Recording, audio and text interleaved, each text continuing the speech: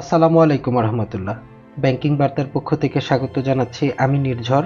অর্থনীতি ও ব্যাংকিং সকল আপডেট পেতে সাবস্ক্রাইব করে বেল বাটনটি চাপুন। চলুন এবার দেখে নেওয়া যাক আজকের আপডেট। দুর্বল ব্যাংক বিলুপ্তে ব্রিজ ব্যাংক প্রস্তাব। কি এই ব্রিজ ব্যাংক? দেশে দুর্বল বা সংকটে থাকা ব্যাংকগুলো বিলুপ্ত বা অবসায়নে ব্রিজ ব্যাংক প্রস্তাব করা হয়েছে ব্যাংক রেজুলেশন অর্ডিন্যান্সের খসড়ায়। বাংলাদেশ ব্যাংক এই খসড়া চূড়ান্ত করেছে। এই অর্ডিন্যান্সের বিষয়ে সবার মতামত নিতে অর্থ মন্ত্রণালয়ের ফিনান্সিয়াল ইনস্টিটিউশনস ডিভিশনের ওয়েবসাইটে খসড়াটি প্রকাশ করা হয়েছে। প্রসঙ্গত, ব্রিজ ব্যাংক হলো এমন একটি প্রতিষ্ঠান যা জাতীয় নিয়ন্ত্রক বা কেন্দ্রীয় ব্যাংকের দ্বারা একটি ব্যর্থ ব্যাংক পরিচালনার জন্য তৈরি করা হয়, যতক্ষণ না এর ক্রেতা খুঁজে পাওয়া যায়। ব্রিজ ব্যাংক রেজুলেশন প্রক্রিয়া চলাকালে নিরবিচ্ছিন্ন ব্যাংকিং কার্যক্রম বজায় রাখতে গুরুত্বপূর্ণ ভূমিকা পালন করে।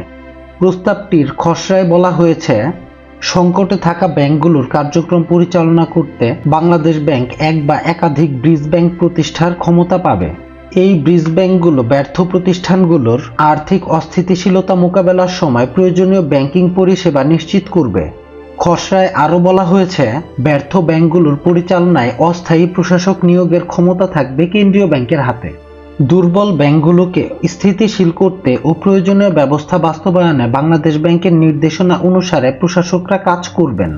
প্রস্তাবিত আইনে বাংলাদেশ ব্যাংক তৃতীয় পক্ষের কাছে রেজুলেশন প্রক্রিয়ায় থাকা ব্যাংকের শেয়ার, দায়, সম্পদ হস্তান্তর করতে পারবে না। খসড়ায় আরও বলা হয়েছে, বাংলাদেশ ব্যাংক সংকটে থাকা ব্যাংকগুলোর অংশীদারদের শেয়ার হস্তান্তরে বাধা দিতে পারবে। এটি ব্যাংকের ব্যর্থতার জন্য দায়ীদের জবাবদিহি নিশ্চিতে সহায়তা করবে। রাষ্ট্রপতির অনুমোদন পেলে ব্যাংক রেজুলেশন অর্ডিন্যান্স আর্থিক খাতকে স্থিতিশীল, আমানতকারীদের সুরক্ষা ও অকার্যকর ব্যাংকগুলোর সুষ্ঠু পরিচালনা নিশ্চিত করা সম্ভব হবে। সবাইকে অসংখ্য ধন্যবাদ ভিডিওটি দেখার জন্য। ব্যাংকিং সকল আপডেট পেতে লাইক, শেয়ার এবং সাবস্ক্রাইব করে পাশে থাকুন। দেখা হবে পরবর্তী কোনো ভিডিওতে। সে পর্যন্ত সুস্থ থাকুন, ভালো থাকুন। আসসালামু আলাইকুম রহমতুল্লাহ।